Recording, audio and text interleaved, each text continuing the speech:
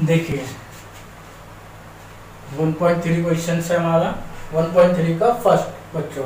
हमने 1.2 आपको पूरी करा दी थी, अब 1.3 आज हम स्टार्ट करेंगे।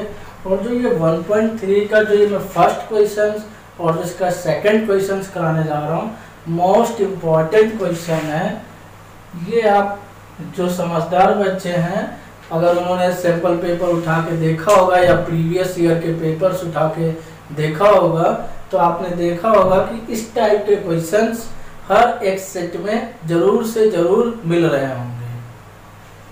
ठीक, तो इस चीज के लिए आप इन दोनों क्वेश्चन जो फर्स्ट और सेकंड क्वेश्चंस में अभी कराऊंगा, बहुत ध्यान से देखिएगा। और मैंने आपको डिफिनीशन भी हर रियल नंबर्स की बता रखी है, उस डिफिनीशन के बेस पर भी ये क्वेश्चन सॉल्व होंगे। जिसको वो डिफिनीशन क्लियर नहीं होगी, वो ये क्वेश्चंस में समझने में प्रॉब्लम होगी उसको।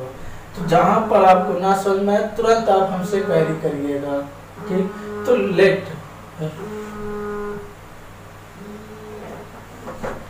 √5 इज अ रेशनल नंबर। हम क्या कर रहे हैं, लेट कर रहे हैं √5 हमारा एक रेशनल नंबर है।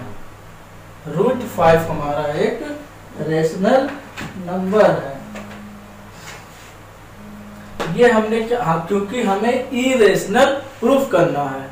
और इस तरीके को, इस टाइप के क्वेश्चंस को कंट्राडिक्शन से करेंगे। कंट्राडिक्शन का मतलब होता है विरोधाभास, किसी चीज को अपोजिट मान लेना। अगर हम बोले ये मार्कर पेन है, तो आप इसको पेंसिल, हमें बोलना है कि ये मार्कर पेन है मेरा, इसको हमें प्रूफ करना है कि मार्कर पेन। तो आप इसको क्या करिए, पेंसिल मान लीजिए और वो गलत साबित कर दीजिए कि हमने पेंसिल माना और हम गलत हो गए। तो इसका मतलब जो हमने पेंसिल इसे माना वो गलत है। इसका मतलब क्या है कि ये मार्कर पेन ही है। ये चीज होती है, आप जो कुछ मानिए उसको उल्टा। तो हमने इसको क्या किया, रेशनल नंबर मान लिया। अब इसको आप ये कर दीजिएगा कि जो हमने रेशनल नंबर मानना है वो गलत मानना है, यानी कि फॉल्स मानना है हमने इसको, तो वो क्या हो जाएगा, ट्रू क्या होगा, फिर इरेशनल हो जाएगा। इस तरीके से, इस टाइप से ये क्वेश्चंस किए जाएंगे। तो √5 आपने रेशनल नंबर ले लिया। रेशनल नंबर क्या होता है, P/Q की फॉर्म, यानी कि A/B की फॉर्म लिख लिया मैंने। तो A B क्या है, इंटीजर्स होते हैं ये इंटीजर्स, और B not equal to 0। But एक चीज और करिएगा, इस चीज को आप पॉइंट कर लीजिए कि हम ये मान लेंगे ऐसा, but assume that A and B are co-prime number। A and B are co-prime number। co-prime number हम मानेंगे। और आपको पता है co-prime नंबर क्या होता है, co-prime नंबर होते हैं 3, 4, ये co-prime हुए। ठीक है,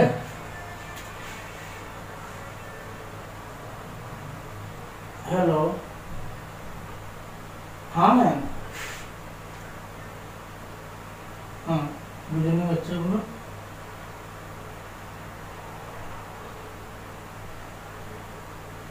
किसको,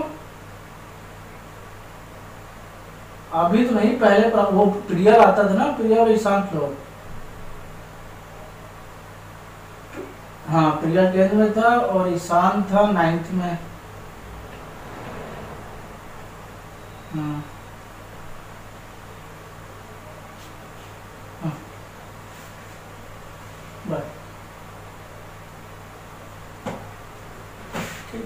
तो हमने क्या किया, एज्यूम किया A and B are coprime number 3,4। ये हमारे को-प्राइम नंबर हैं जो 3,4 है। ये क्या होता है को-प्राइम, 5,7, ये को-प्राइम नंबर। को-प्राइम नंबर का मतलब कॉमन फैक्टर 1, दोनों में कॉमन पेयर लिया जाता है, दोनों कॉमन फैक्टर 1। अगर हम 8 और 12 करते तो ये को-प्राइम नंबर ना होता। तो को-प्राइम नंबर ये होते हैं इस 5, यानी दोनों इंटीजर्स का जो कॉमन पॉइंट है, कॉमन फैक्टर 1 हो, तो वो को-प्राइम नंबर होंगे, यानी कि ये को-प्राइम नंबर होते हैं। तो आपको मैंने ये, इस चीज को बहुत ख्याल रखिएगा क्योंकि इसी पे ही पूरा काम होगा। इसी पर ही पूरा काम होगा। ठीक, हमने ये जूम कर लिया कि ये को प्राइम नंबर है, कोई दिक्कत नहीं।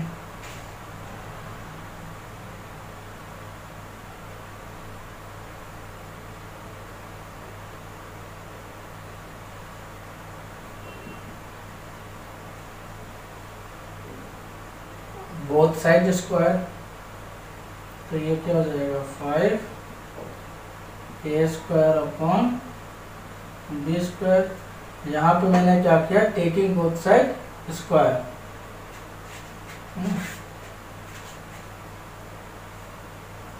तो A square equal to 5 B square, A square upon 5 लिख सकता हूँ मैं, क्योंकि ये मल्टीप्लाई में इधर आके डिवाइड हो जाएगा। तो आपको ये चीज मिल गई यहाँ पर, ये डिवाइड, इसका मतलब ए स्क्वायर 5 से डिविजिबल है। So A square is divisible by 5। A square 5 से डिविजिबल है, then A is A will be divisible by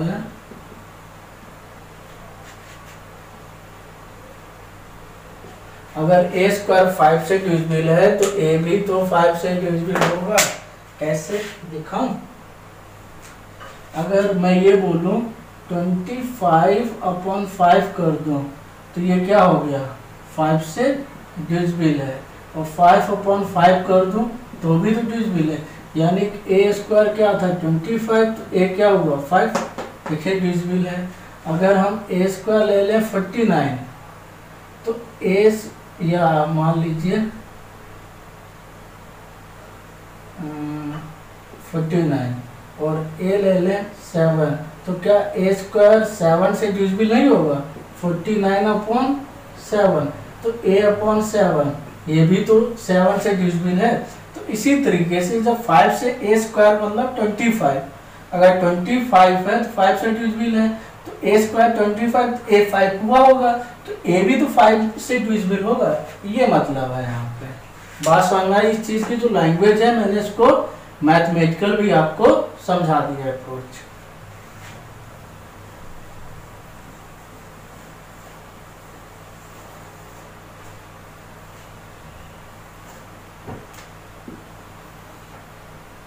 A will be divisible by 5, ये बात हो गई आपके पास।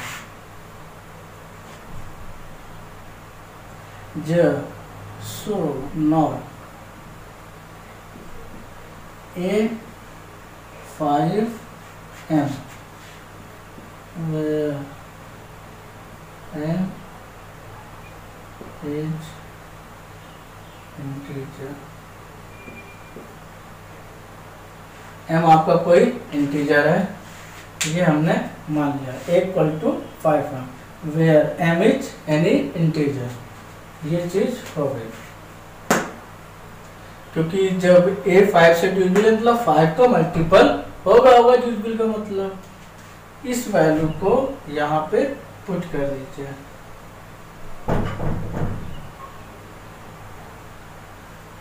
Put in value of a,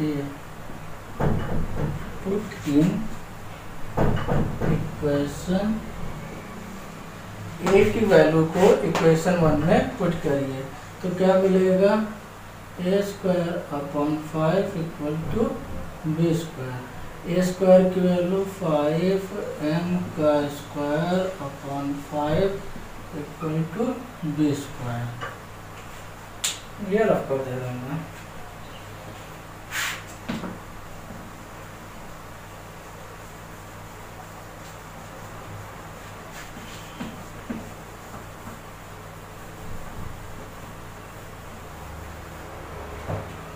तो क्या जाएगा 25m square upon 5 equal to B square.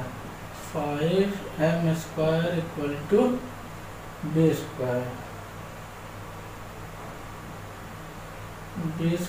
Upon 5, ये मिल गया आपको। सो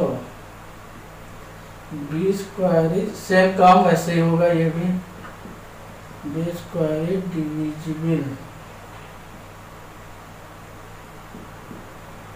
बाय 5, देन b, जब b² 5 से डिविजिबल है तो b विल बी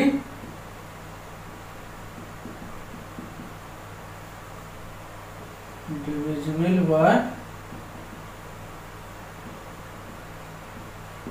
तो आपका b भी क्या होगा 5 से डिविजिबल होगा। तो आपने क्या देखा, b भी 5 से डिविजिबल है a भी, देयरफॉर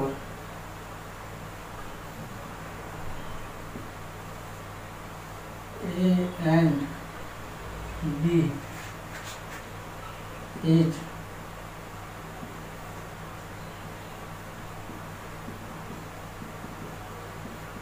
डिविजिबल बाय 5। ए और बी क्या 5 से डिविजिबल है, तो दोनों के पास कॉमन फैक्टर क्या होगा 5 होगा।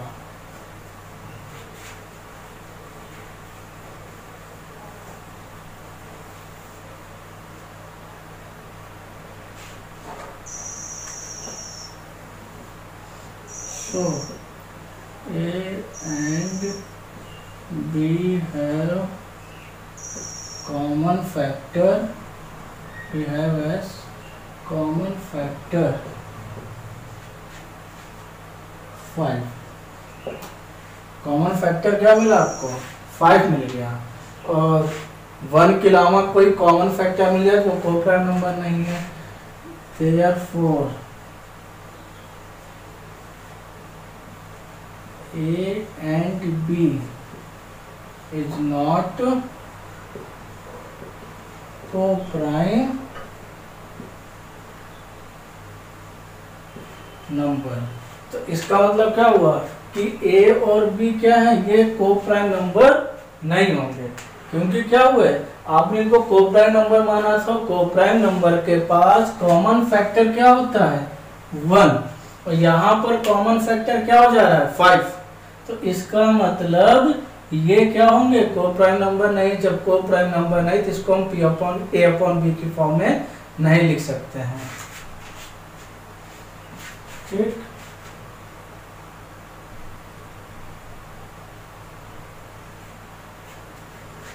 Here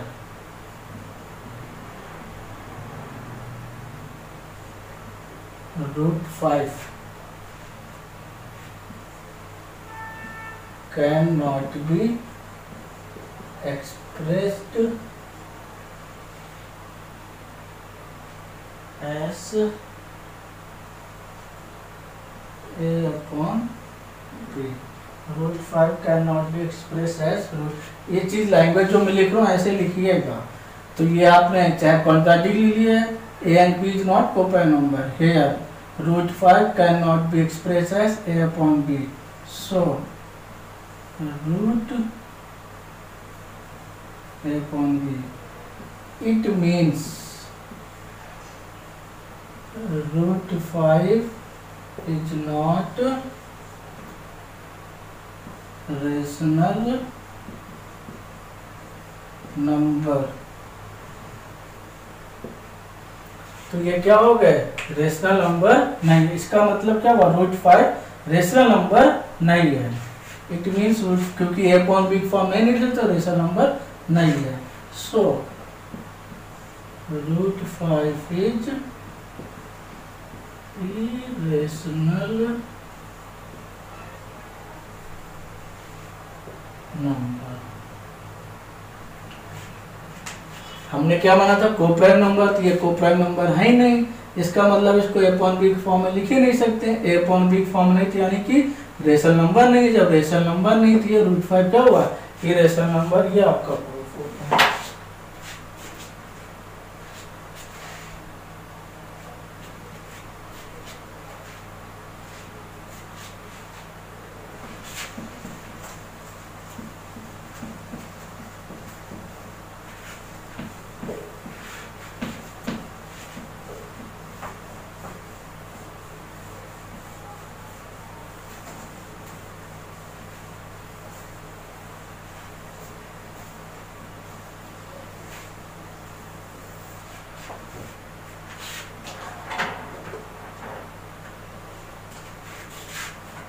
सेकंड देखिए, सेकंड में क्या है, सो 3 + 2√5 इज इरेशनल।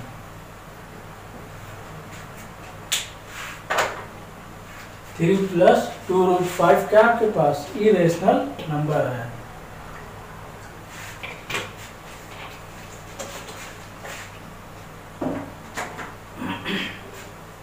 तो इस टाइप के क्वेश्चंस को ध्यान दीजिए, वो सिंगल था, ये सिंगल है, तो कैसे कैसे करते हैं वो बस उस मेथड को उस तरीके से करिए। जब सिंगल रूट हो, जब सिंगल हो इस तरह को, तो ये इजी है थोड़ा, बस देखने में लंबा है इजी, वो देखने में छोटा ज़्यादा थोड़ा डिफिकल्ट हो रहा, लैंग्वेज ज़्यादा है। और जो मैंने लैंग्वेज लिखी वही लैंग्वेज लिखिएगा बुक में, बहुत बड़ी लैंग्वेज होगी, आपको अजीब लगेगा, कॉन्ट्राडिक्ट। मैंने आपको साफ साफ लिख के बताया है कि कैसे क्या हो रहा है। वहां पे कॉन्ट्राडिक्शन लिखा है तो आप वैसे लिखिए, जैसे आपको लगे बुक की लैंग्वेज लिखना चाहिए बुक की, मेरी लैंग्वेज तो मेरी, कैसे भी लिख लीजिए आप। ये आपका क्या हुआ irrational number.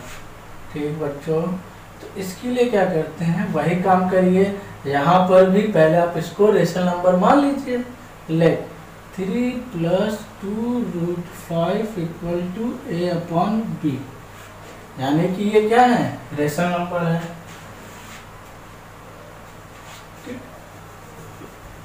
Is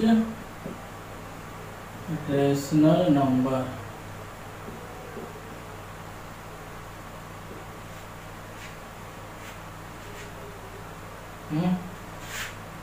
so 3 + 2√5 = a/b। a/b क्या होंगे, where a and b are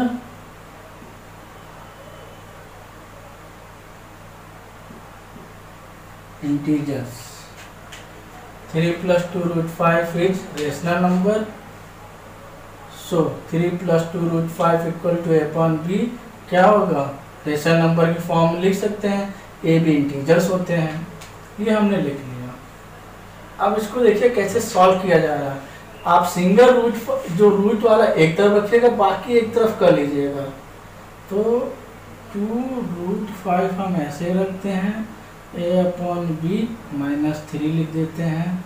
फिर यहाँ से 2 से हम डिवाइड किए दे रहे हैं, इस 2 से सब में, तो a/2b -3/2, ये चीज हमको मिल गई। तो हमें क्या मिला, √5 = a/2b -3/2, ये चीज हमको मिल गई।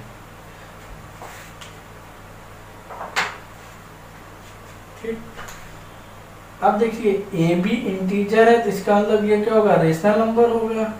ए बी इंटीजर, तो ये भी आपका क्या होगा, रेशनल नंबर। और ये भी आपका क्या हुआ, रेशनल नंबर। ये दोनों रेशनल नंबर होंगे, ये भी रेशनल, ये भी रेशनल नंबर। इसका मतलब जब ये पूरा रेशनल नंबर, तो √5 भी क्या होगा आपका रेशनल नंबर। ये बात समझ गए जो मैंने बताई आपको, तो इसको मैं रफ किए दे रहा हूँ, आपके समझाने के लिए मैंने लिख दिया था। So since A and B are integers,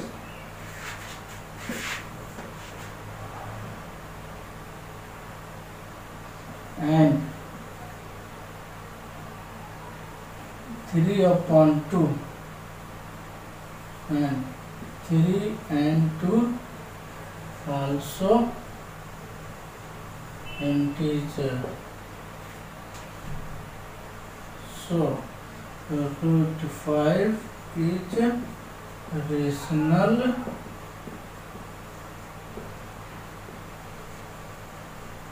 तो √5 रेशनल नंबर होगा। यहाँ तक की बात हो गई।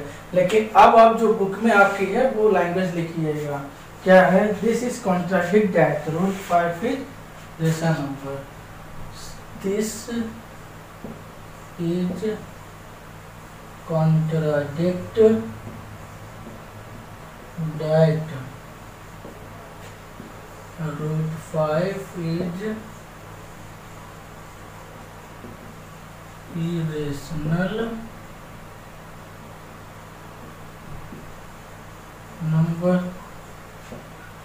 Irrational number.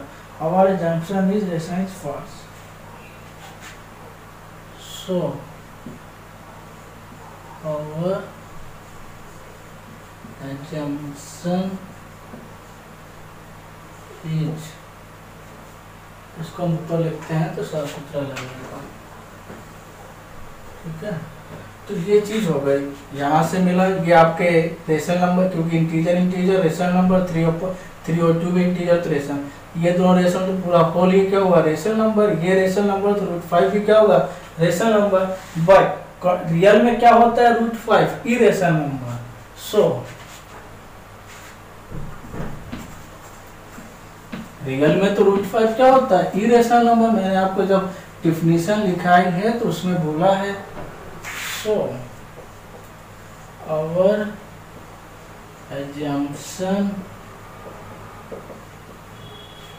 assumption that 3 plus 2 root 5 is rational.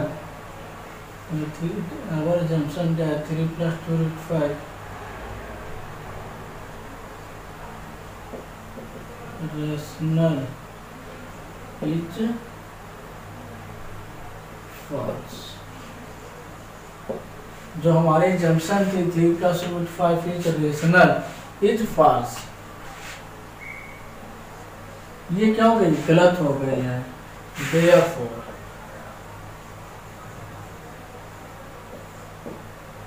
Three plus 2 root 5 is irrational number।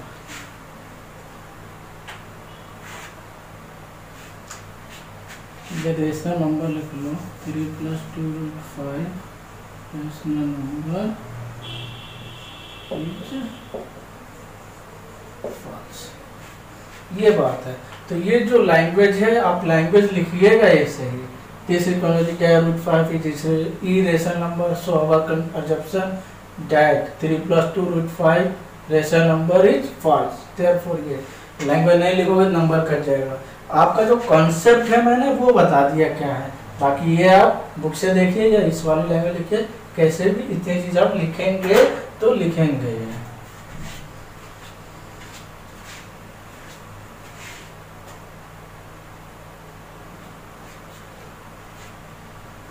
तो आप लोगों को ये क्वेश्चन समझ में आ गए होंगे कैसे हुआ, मैंने जो इसका कॉन्सेप्ट था वो मैंने आपको बता दिया। अच्छे अब आप थ्योरी और लैंग्वेज ये चाहे ऐसे लिखिए चाहे बुक के नाम लिखिए, कुछ भी लिखिए, और ये लिखेंगे तो भी नंबर मिलेगा, अदरवाइज नहीं। और ऐसे लिखेंगे ज़्यादा अच्छा, क्योंकि मैंने हर चीज़ आपको खोल खोल के बता दी है, तो इसको नोट कर लीजिए आप।